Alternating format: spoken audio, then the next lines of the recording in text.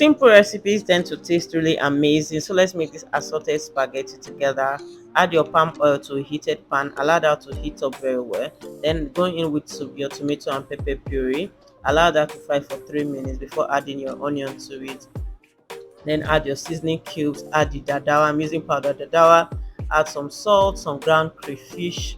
Stir this together and add some time, whatever quantity you desire. Then go in with your water and allow this to cook for a while. Then go in with the pomo, the shark, and the roundabout that you're using for this recipe. Stir that together before going in also with your dry fish. I scattered my dry fish because I want the whole flavor to come out of it. Then I'm just going to stir this before going in with my scent leaf. Yes, you need scent leaf for this recipe. I'll stir that and cover this to cook for 5 minutes. After 5 minutes, I'm going to add my spaghetti.